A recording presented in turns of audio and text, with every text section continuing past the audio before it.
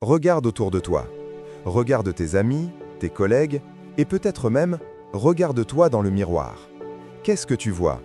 Nous vivons une époque étrange. Jamais les hommes n'ont autant essayé de bien faire. Nous sommes à l'écoute, nous sommes gentils, nous voulons prouver notre valeur. Et pourtant, jamais les hommes n'ont été aussi seuls, aussi frustrés, aussi rejetés. Il y a un schéma que je vois se répéter inlassablement. Tu rencontres une femme, ça clique. Tu t'investis, tu donnes tout. Et soudain, sans prévenir, l'air se rafraîchit. Les messages raccourcissent. La distance s'installe. Et là, le chaos commence dans ta tête. La logique s'effondre. Pourquoi? Qu'est-ce que j'ai fait de mal? Si je lui explique, elle comprendra. Laisse-moi te dire une vérité brutale pour commencer cette vidéo. Tu ne peux pas négocier le désir. Tu ne peux pas argumenter l'amour. Le problème, ce n'est pas elle. Le problème, c'est que tu as construit ta maison sur du sable. Tu as remis les clés de ta paix intérieure à quelqu'un d'autre. Et dès qu'elle bouge, ton monde tremble. Aujourd'hui, nous n'allons pas apprendre des techniques de manipulation. Nous allons faire un voyage vers le passé, vers la Rome antique, pour redécouvrir une puissance oubliée. Nous allons parler de stoïcisme. Pas pour supprimer tes émotions, mais pour les forger. Si tu restes jusqu'au bout de ces 30 minutes, tu ne seras plus le même homme. Tu vas comprendre pourquoi ton calme est ton arme la plus létale. Tu vas apprendre à devenir ce que les stoïciens appelaient la citadelle intérieure. Installe-toi, coupe les distractions. Ce que nous allons voir maintenant est vital. Pour comprendre pourquoi tu échoues, il faut comprendre la nature de l'énergie. Imaginons deux éléments, le phare et l'océan.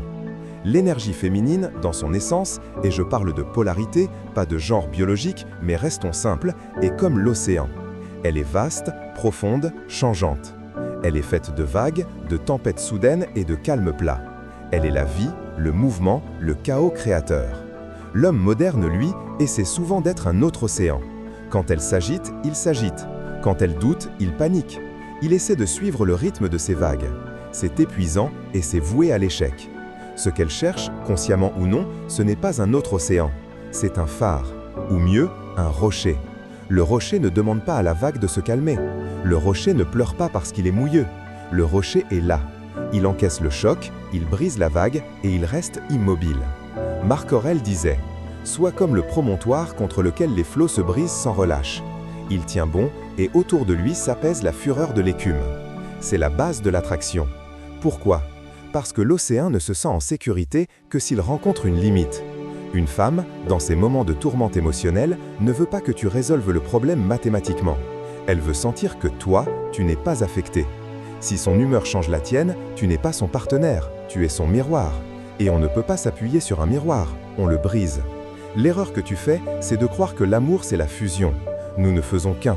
C'est faux, c'est dangereux. Pour qu'il y ait une étincelle, il faut deux pôles distincts. Le pôle de la stabilité, toi, et le pôle du mouvement, elle.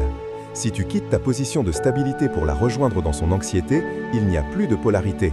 L'attraction meurt instantanément. Retiens ceci pour ce premier chapitre.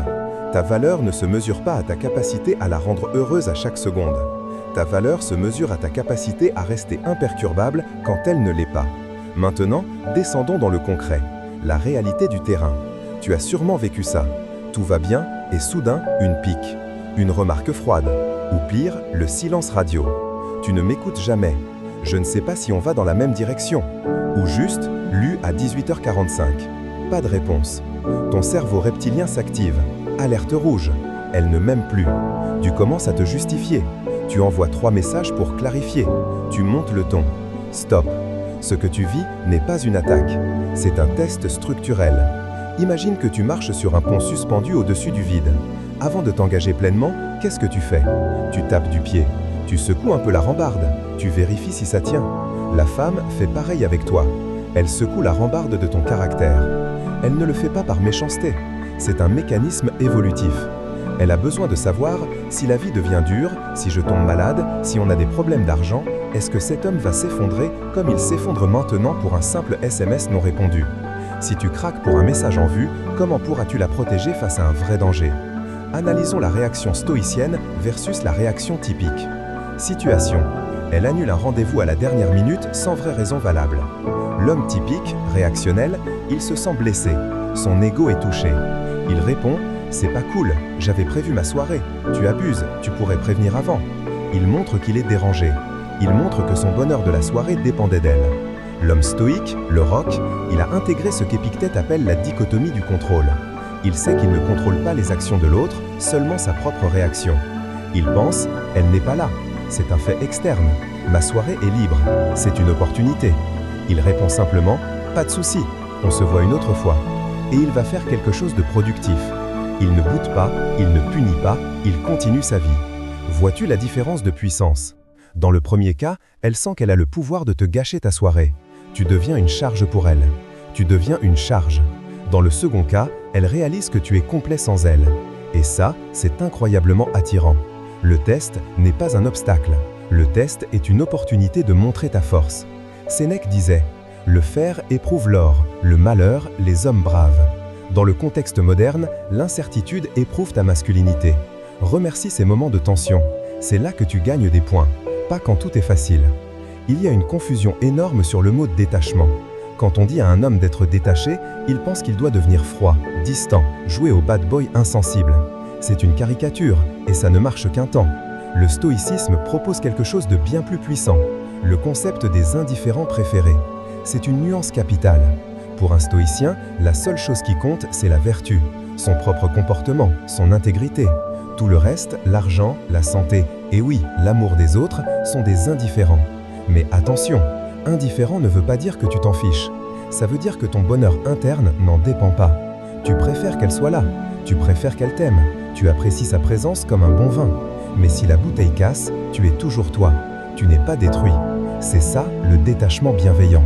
C'est dire implicitement par ton attitude « Je t'aime, je te veux dans ma vie, mais je n'ai pas besoin de toi pour respirer ». C'est le paradoxe ultime de l'amour. Moins tu as besoin de l'autre, plus l'autre a envie d'être avec toi. Pourquoi? Parce que la dépendance est lourde. Personne ne veut être la seule source d'oxygène de quelque chose. C'est une responsabilité terrifiante.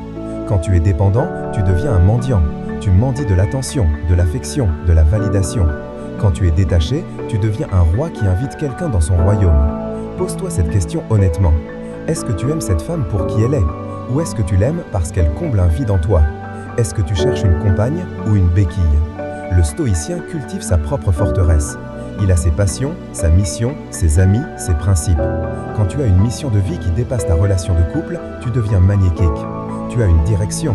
Une femme veut monter dans le train d'un homme qui sait où il va, pas pousser le wagon d'un homme qui attend qu'elle lui dise quelle voie prendre. La philosophie sans action n'est que de la masturbation intellectuelle. Comment, concrètement, devenir cet homme dès la fin de cette vidéo? Voici le protocole stoïcien en 3 étapes pour tes relations. Exercice 1. La règle des 3 secondes. Contre la réactivité. C'est tout bête, mais ça change tout. À chaque fois qu'elle te dit quelque chose qui pique ton ego, qui te stresse ou te contrarie, interdiction formelle de répondre immédiatement. Compte 1, 2, 3. Respire. Pendant ces 3 secondes, demande-toi, est-ce que c'est ma raison qui va parler ou ma peur? Ce silence de 3 secondes est puissant.